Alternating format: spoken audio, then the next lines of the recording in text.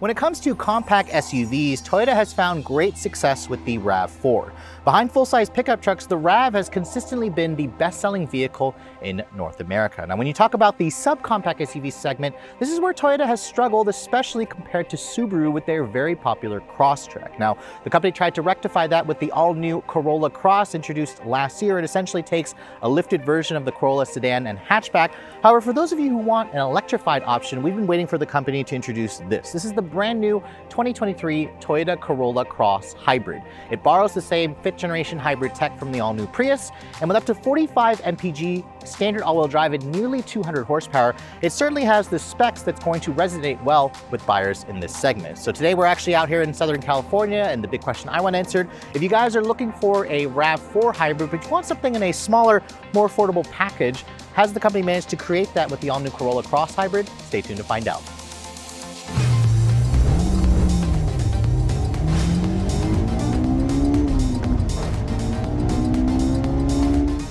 Now, Toyota made some styling changes to the hybrid version of the Corolla Cross, but before we get into that, let me show you guys what's underneath the hood, because as you guys know, this is the hybrid version. And what Toyota has essentially done here is they've taken the all-new powertrain from the fifth-generation Toyota Prius, which means we have a 2-liter 4-cylinder engine, part of their dynamic force engine family. It has their direct and port injection. The gas engine on its own makes 150 horsepower and around 139 pound-feet of torque. Now, it's paired with 2 electric motors at the front axle, along with a separate third electric motor at the back that gives you like an extra 40 horsepower on its own.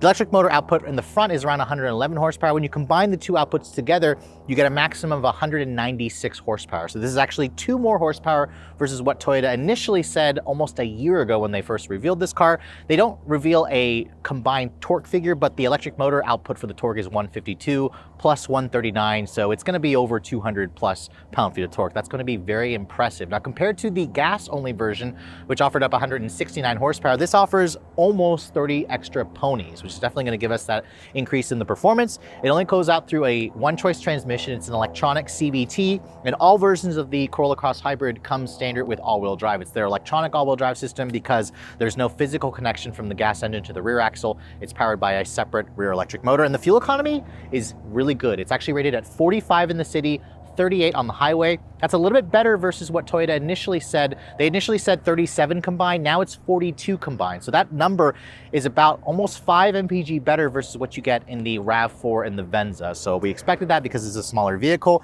Toyota claims you should get to 60 in about 8 seconds. We'll try that out when we go out on the road. And this vehicle will actually still tow. It'll tow a maximum of 1,500 pounds. And as this car sits, it weighs in at just over 3,400 pounds. So it's only about 200 pounds heavier versus the non-hybrid version of this vehicle. Now, let me go ahead and close up the hood, which I actually want to mention, there's no struts, and it's also a pretty heavy hood. They could have saved some weight by making this lighter. But let's talk about the styling of this vehicle, because the Corolla Cross is built on the TNGA C architecture. It's built on the same platform as the regular Corolla sedan and the hatchback, and you can see the front fascia of the hybrid is different. Toyota, again, could close off some of the grille openings because they don't need necessarily quite as much cooling. You can see the front end over here has kind of like this gloss black area with a non-gloss finish. The grille is also a little bit different where you have the Toyota logo there. It's kind of like a smaller grille. It's a little bit closed off, tries to make it look a little bit more like an EV. And then this XSE Premium that I'm showing you has their adaptive steering assist headlights, which are going to be optional. Of course, all Corolla Crosses come standard with full LED headlights. You can see it also has LED turn signals, LED low and high beams, LED daytime running light, and on the XSE, you also get LED fog lights down here, which again gives this car a much more upscale look. And by the way, the color, Toyota calls this Acidic Blast with a jet black roof. Let me know what you guys think of the color.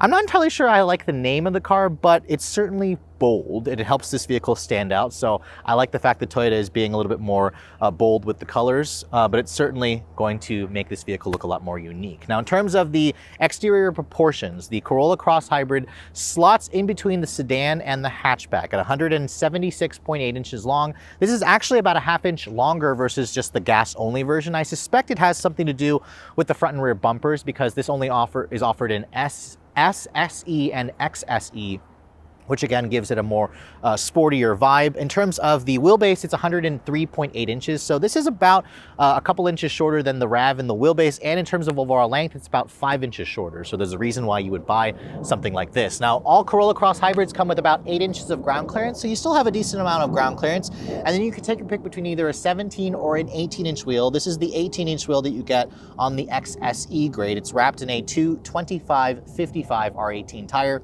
These are actually the same size wheels on the gas model, but you can see the design is a little bit different. You kind of have like this machine two-spoke or twin-colored look with the gloss black with the machine finish. Overall, I think it's a nice looking wheel. You have these non-painted wheel arches here to give it more of that SUV appearance. And then with the XSE package, you get black side mirrors, as you can see, with integrated turn signals. And then you also have the black roof. My tester here also has the accessory for the roof rail crossbars along with a sunroof. Now you cannot get a panoramic roof on this vehicle, but it's nice that they give you just a standard sunroof. And the two-tone look, I have to say, is also really nice looking. It gives this car a much more interesting design. Now you can see over here, just like the gas-only version, it says Corolla Cross in this little rear D-pillar area here. And then over at the rear of the vehicle, you can see it certainly has a more boxier appearance. Do I like the styling of this vehicle compared to its competitors? There are certain angles that I like, and I think this is certainly a huge improvement over the Toyota CHR. I also love the fact that all-wheel drive is standard on the hybrid version. Now, this being the XSE trim, you can see it has LED taillights, LED brake lights, which is nice. You have blacked out badging here for the Corolla Cross, the Toyota logo, and then it says XSE Hybrid back here. So again, makes it look a little bit more interesting. Down here, I was surprised actually to not see like an exposed visible exhaust tip. The RAV4 hybrid, as you guys know, has dual exhaust tips, but you can see the Corolla Cross has a single outlet here that's kind of somewhat hidden under the rear bumper. You have more gloss black accents here along with some unpainted areas. This is going to help with durability. And unlike some competitors, the XSE version that I'm showing you here, you can see, has a power liftgate. This is something you can't even get on something like the Subaru Crosstrek. So it's really nice that Toyota offers that feature. And in terms of the space, the rear battery pack, or the battery pack, is going to live underneath the floor over here. So it does reduce the cargo capacity from 24 to around 21 cubic feet, which is still pretty usable. If you look underneath the floor here, looks like a fix-a-flat kit, but underneath this area, looks like some of the componentry for the battery pack is down here for the high voltage electric motors and whatnot. No spare tire, as you guys saw. And if you fold down the second row seats here, Toyota says that'll expand the cargo to around 69 cubic feet of space. That's actually a lot. That's pretty close to what you get in the RAV4 hybrid for maximum cargo capacity. And it's going to make it around the tops in the class. But as you can see here, most people will have it like this. This is pretty much class average. So there is a reason to go for the RAV4 hybrid if you demand extra cargo capacity. So now let's go ahead and take a look at the interior of the 2023 Corolla Cross. Now I want to point out that this XSE version is the only trim to get the Softex fake leather interior. So this is a vegan leather. The seats themselves, you can see, are a little bit more aggressively bolstered in the hybrid version. The SE and the S model have cloth seats. These seats are also heated on the XSE, and you also get an 8-way power driver's seat here with 2-way lumbar. What you don't get, however, is a power passenger seat or memory driver's seat here. So that's something that, again, you have to step up to the higher end models to get those extra premium touches. Now, getting inside, you can see the step-in height is nice. This offers around 8 inches of ground clearance, so it has that SUV step-in height position. As I get in and shut the door has a relatively solid sounding thunk. This is built on the older TNGA-C architecture. Now, let me show you guys the key fob. You can see this is the current Toyota key fob with their Intelligent Access Smart Key. Surprised to see there's no Toyota logo on the back. Instead, it's on the front of the vehicle, and it's also not blue. That's typically what the hybrid models have, but you can see it has the usual lock or unlock, open up the trunk with the power liftgate, and it's got the panic feature. You can also use the Toyota Connected Services app to access the vehicle as well, which is nice. But starting the car up, you can see start-stop button is right here. Push that button and you hear the typical Toyota startup chimes. Now, in terms of the dashboard design, it's exactly the same as the 2022 Corolla Cross, the non-hybrid, which is also exactly the same as the Toyota Corolla in terms of the interior design. I kind of wish Toyota had done with a different design for the SUV version. What they have updated, however, is the tech. So this is now the Toyota Audio Multimedia interface. It's an 8-inch touchscreen. As you can see, it has the newer interface here with wireless Apple CarPlay, which, as you can see right there, my phone is connected. It works fine, although the screen just looks kind of small. Keep in mind, the RAV4 now offers a 10.3-inch display on the top trim, so that's a reason to get the bigger RAV4 again. This also includes Android Auto that's wireless and over-the-air updates. I've shown you guys the system before. It works pretty well. When I put the vehicle into reverse, you can see there's the backup camera that has trajectory and distance markers, but no 360 camera. Again, that's something that you can get in the RAV4. When you look at the instrument panel here, you can see Toyota has updated on the hybrid where you have a larger full digital display here where it's, I want to say that's probably a 7-inch digital display with some analog gauges to the side. You can update and customize the looks of that display by going into the settings over here, click and hold the setting button over there, and you can go and change the driver assistance stuff, or you can also kind of switch over here and adjust a couple of things here. So if you go over here to meter settings, push and hold that, you can change the meter style type. That's the smart look, and then there's also a sporty look, which I actually like the way that looks a lot. This is pretty much the same graphic that you see in the all digital display in something like the RAV4. In terms of the materials here, you can see the door panel has a soft touch injection molded plastic with some faux stitching. It's padded over here. The window controls, they feel okay. Driver window is up, down, and so is the rear actually. So you have one touch for all four, which is kind of unexpected considering the class of this vehicle. The steering wheel, you can see same steering wheel that you get out of the Corolla. It's got a manual tilt and telescoping adjustment with a good amount of adjustability and range. The XSE version also gives you paddles on the wheel that allows you to take fake manual control of the CVT transmission, where it offers a set of fixed ratios. The horn sounds a little puny, if I'm being honest. I don't like the way the horn sounds.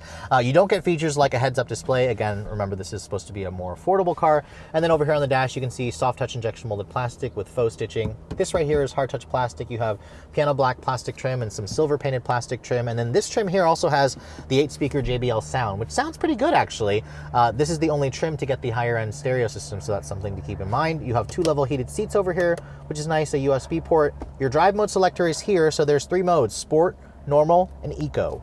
We'll try out the different drive modes later on. There's also an EV mode when the vehicle has enough charge in the battery pack, which, by the way, the battery pack is less than a kilowatt hour. It's very small, so you're only going to be able to drive it electric only at parking lot speeds. Anytime you push the accelerator harder, it's going to wake up that gas engine.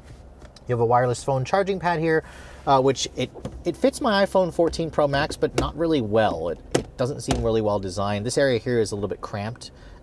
It's a little cluttered up.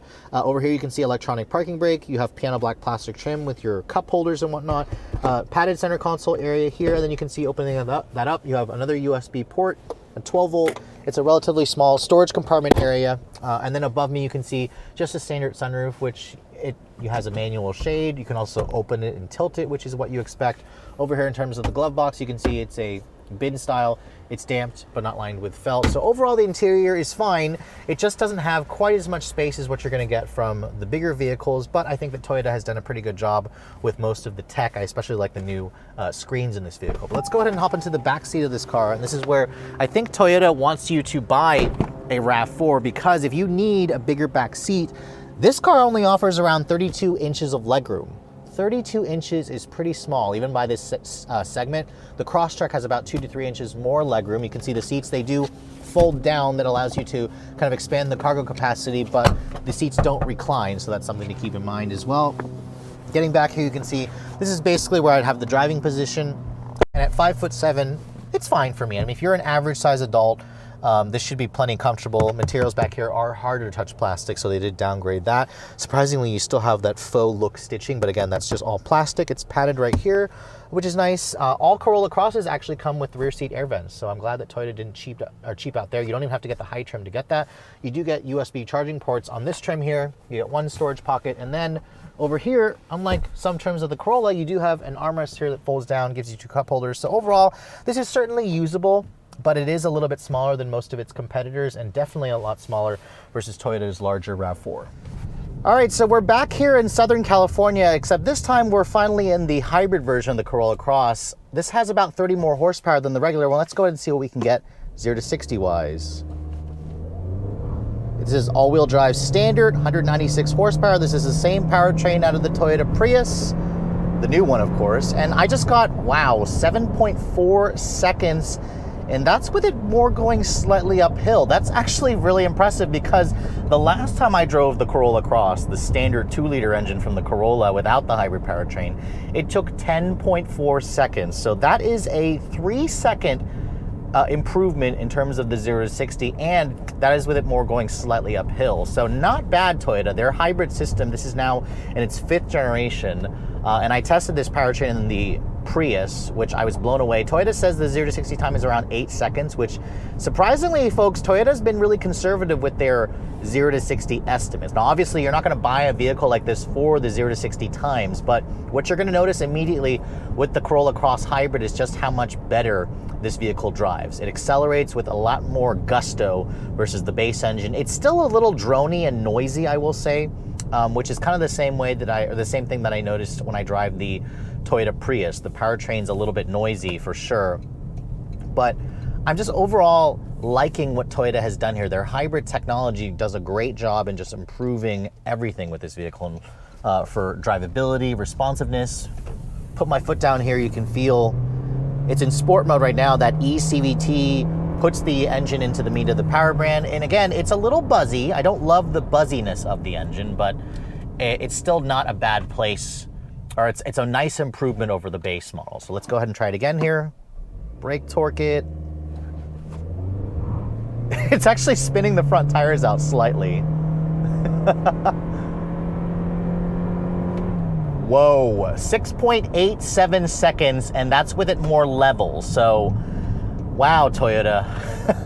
So this seriously solves the big problem that I had with the standard Corolla, and that's with how slow it was. That, or the Corolla Cross with the base engine, was just terribly slow, and this fixes it in leaps and bounds. So bravo, Toyota, on how much faster you've made this car. Now, Toyota also likes to build this car as the sportiest Corolla Cross version to date. I mean, I'm driving the XSE trim. It's got a fairly good amount of upgrades to it. It's got 18-inch wheels. It's got a sportier look. This acidic blast exterior also looks pretty interesting on the outside. It's a new color for Toyota for 2023.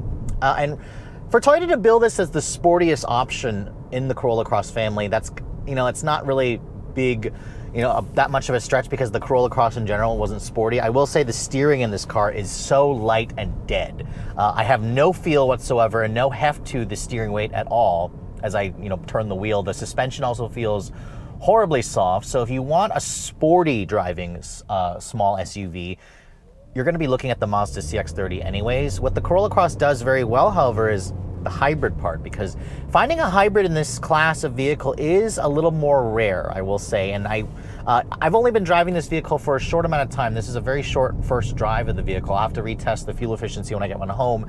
And without even trying, this car is getting about 35 mpg. Now, of course, 4238 is the mpg rating, or 42 is the high number. So you should be able to do better than that. Now, I will say that was with me driving the vehicle a little more aggressively. I did put it in eco earlier and was driving it around the city, and it got 42 mpg just like that. So combine that with the roughly 10.5 gallon gas tank, and you should be looking at around 400 plus miles of range between fill-ups with this vehicle, which isn't great, but it also has a very small gas tank, so you're going to be looking at really cheap fill-ups. Now, the ride quality, I also want to say, is weird in this car because it feels soft. The suspension feels very softly tuned, but it also feels a little bit bumpy for my taste.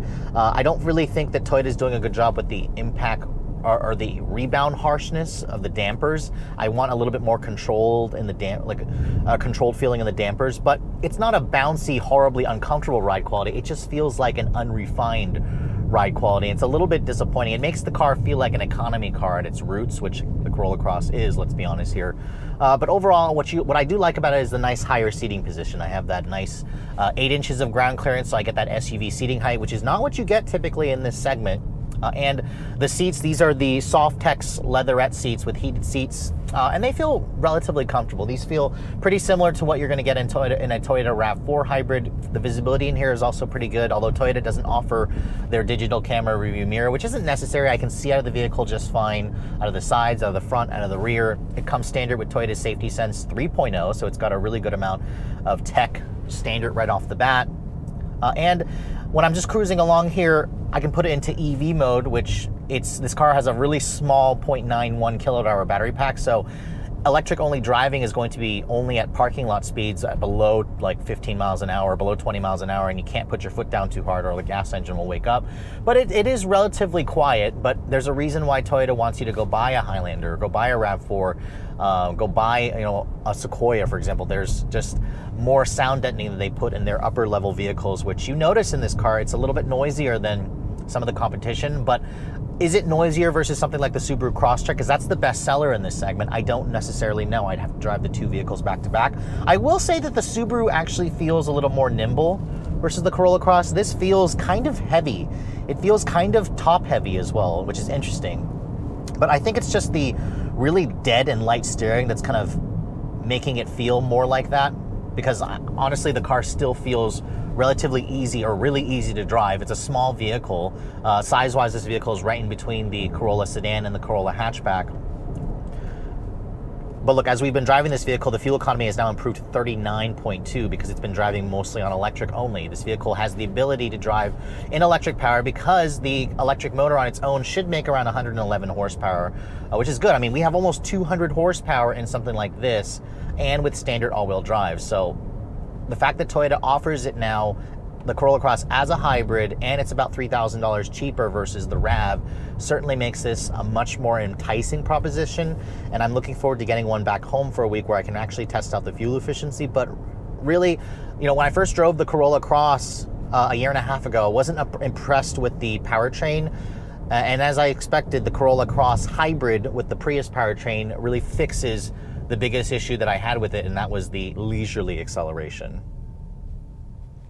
Now, in the segment of subcompact SUVs, the Subaru Crosstrek is the sales king. The company did over 155,000 units in the US in 2022. Now, compare that to the all-new Corolla Cross, which has only been on the market for a little over a year. Toyota tells us that they've sold nearly 70,000 units since this car went on sale in early 2021. And the company, of course, has targets to sell around 100,000 units every year once they get production ramped up. The company is claiming that they want about 30% of Corolla Cross buyers to buy this vehicle, which is going to account for about 30 to 40,000 units every year. That's a pretty lofty number. The company says that they're kind of constrained by supply chain issues, of course. The hybrid componentry adds complexity, but it also improves efficiency and, as you guys saw, performance. I got 0 to 60 in 6.9 seconds in this vehicle, which is about 3 seconds faster almost versus the non-hybrid version. It makes it one of the quickest offerings in the segment, and around town driving here, I easily got around 40 plus mpg without even trying. So this is definitely going to be that fuel efficient option that a lot of people are looking for. And also keep in mind, something like the Crosstrek, Subaru doesn't offer a hybrid at the moment. They offered a plug-in hybrid for a while on the previous generations. However, the new one is launching with no hybrid. And the plug-in hybrid was also expensive and it didn't quite have the range that people wanted. So this is definitely an interesting proposition because in this segment, you can't really find a hybridized vehicle. You have to typically go into the compact segment. I will say that my issue with this vehicle is probably gonna be around the sportier driving dynamics or the lack thereof, because this is an XSE trim, yet it doesn't really have the steering or the suspension tuning that I wanted. It does have the comfort aspect, which is what buyers in this segment really care about. But really, you're buying this vehicle because the XSE looks better, not necessarily because it handles better. The other reason why you might buy this is because of the price. I don't know how Toyota has done it, but they've only managed to give us all of this stuff and increase the price by about $3,500 compared to a non-hybrid. This vehicle starts at $27,900 for the base S. All-wheel drive, like I said, is standard. If you guys want to go up in the trim levels, the SE is going to be around 30 grand. The XSE is around $32,000 after the destination charge. My tester here with the two-tone paint, the convenience package, the JBL audio, the adaptive headlights. This one here comes in at around $35,500. And I know 35 grand sounds like a lot of money. However, if you guys are looking at something like the RAV4 hybrid, you could also buy that, but if you want a fully loaded version of the RAV4 hybrid, they typically go over $40,000. And like I said earlier, this is smaller, so it's easier to park. It's also going to be more efficient, likely, in real world usage. But overall, I think it's a really great addition to the lineup. I'm looking forward to seeing what Toyota actually does in terms of sales. But with all that said, I hope you guys have enjoyed my full overview on the brand new 2023 Toyota Corolla Cross Hybrid. If you're also looking to see the latest cars I'm testing, be sure to follow me on Instagram at redline_reviews, like us on Facebook, and as always, guys, please keep subscribing to the Redline Reviews YouTube channel for all the latest reviews. Thank you so much for watching. I'll catch you all in the next video.